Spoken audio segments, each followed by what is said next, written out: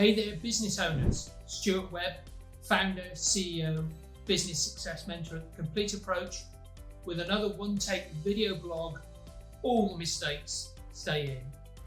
And today I'm going to dive into a crucial topic for your success, the beliefs which keep you from making that sale.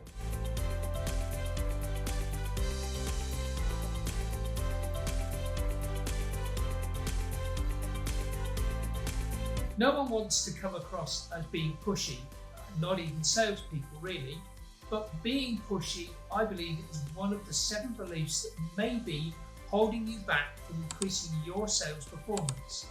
But most critically, it's likely to be your sales process.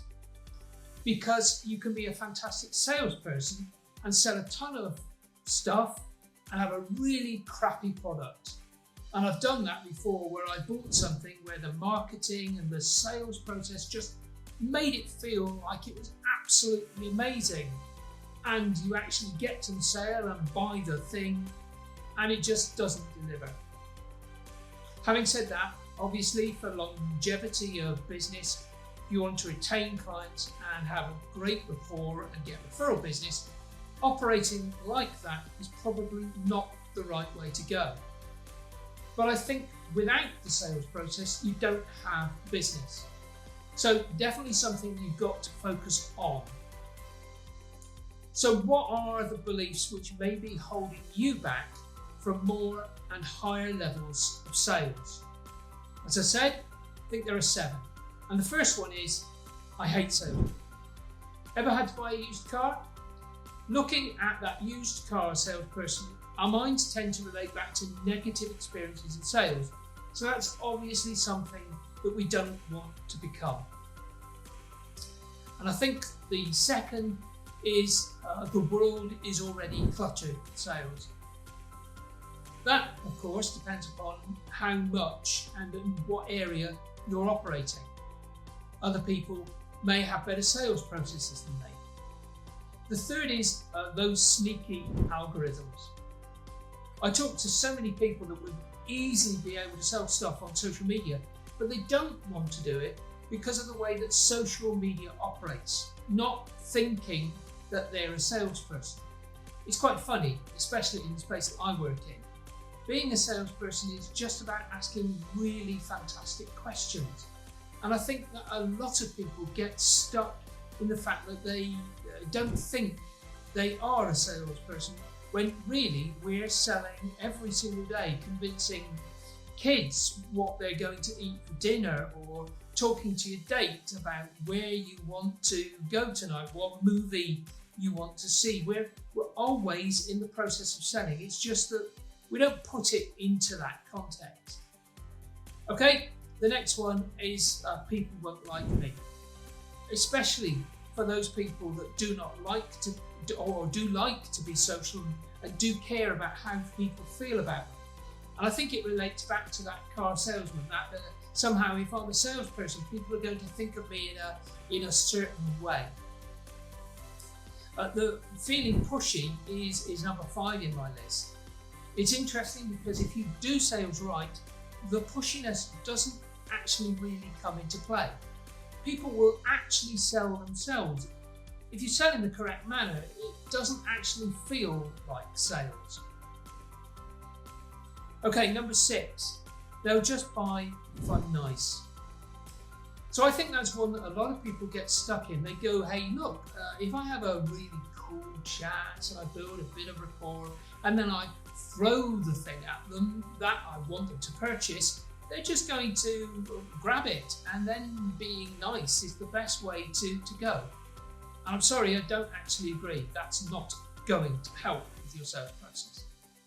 And finally, the 7th is actually probably the most crucial, because there are so many different personality types and so many different people out there. And a lot of people believe that to be an effective salesperson, they have to be an extrovert. And I know that's far from the truth. Depending upon the audience that you're targeting, you've got to come down to their level. And absolutely not everybody is extroverted. I'm not, and I really love sales. So, what's the answer then? How does someone become better at sales? And it's crucial if you want to build a business. I think the best people that I see are the ones that really believe in what they have to offer. I think if you understand that it's not about taking someone's money, but it's an exchange to help them achieve what they want to achieve, especially in the service industry, then I think that the ickiness around sales disappears. The other thing that you need to do is to get to know the person you're selling to first. This is another mistake I see a lot of people in the sales space make. They jump straight to the, have I got this fantastic thing for you, you should check it out. When really, if you're asking the right questions, getting to know the person, having the right conversations, you're actually going to sell them themselves. Once you get it right, it takes practice, but it actually makes the process really easy and really fun. There's one part of the sales process, and that is handling an objection from the customer, which I think too many people get wrong. So how do you handle objections? And the answer to that is to ask great questions. What we are really missing in sales is there's a lot of stuff going on in someone's head to help them figure out what it is they are really wanting to do right now with whatever it is you're offering. So, as an example, one of the biggest objections at the moment with the current economic climate would be, I can't afford it. So if you flip back, agree first, that's the key. So you might answer that objection with this, totally understand, it's a lot of money, but tell me this, what could you afford? Now, if the client comes back and goes, look, I could do maybe 200 a week, you go, great, let's set you up on a 200 a week payment plan. It's very hard for them to say no at that point because they've given you the answer. And that's how you handle objections. They haven't told you they don't not want what you're offering. They've said they're telling you they can't afford the price.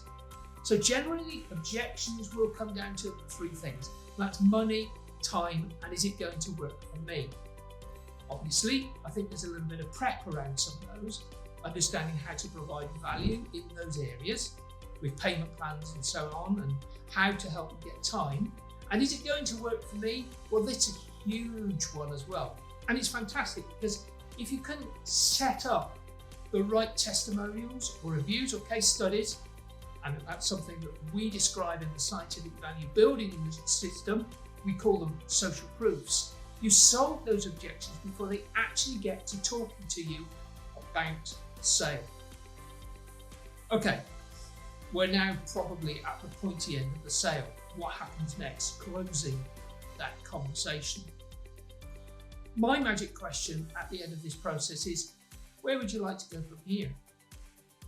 And I really believe in ancient sales lesson that the next person to speak after you mention price is the one that loses. So, we've had a chat. I presented you with what I have to offer, how I can help, how it's going to solve all of your problems. And I say, where would you like to go from here? Now, your prospect will instantly start to figure out the objections in their head. The internal dialogue is likely to be something like, hey, I really want to do this, or, oh, but can I afford it? Or, oh, hang on, I've got to talk to the wife first, get the approval, whatever it is. And if you can just hold space and silence long enough, usually your prospect will agree and go, yeah, cool, how do I get set up? The problem is, you don't actually often hold silence. If they do come up with an objection, then obviously you can take it from there. But I think allowing that time for space and not thinking that silence means something's wrong, I think that's probably one of the best lessons that I ever learned early on in my sales process. Remember what sales really is. If you're able to get to know someone, focus on them as opposed to focusing on the sale, and most importantly, using their language. This is another gap that a lot of people get stuck in. We learn some really amazing tool or resource, and especially if we've done some study, and that's what we really want to talk about because we know it's so great. But to the average prospect, the average person that hasn't done all of that study, you could be talking a totally different language. So I think utilising what the person's saying, repeating their words back, really listening and exploring where they are at is definitely one of the best ways to sell. Okay, I've mentioned the scientific value building machine, which is the 5-step process which we help you to embed in your business to generate recurring leads and conversions, recurring profits, and a business that runs without constant supervision. And if you'd like to get a copy of that, go to https://www.scientificvaluebuildingmachine.online. That's scientificvaluebuildingmachine.online. Okay, thanks for joining me in this episode. Stay tuned for more insightful comment to help you thrive in the world of business. And until next time, please like and subscribe and let us know what you'd like us to talk about more in these videos. Speak to you soon.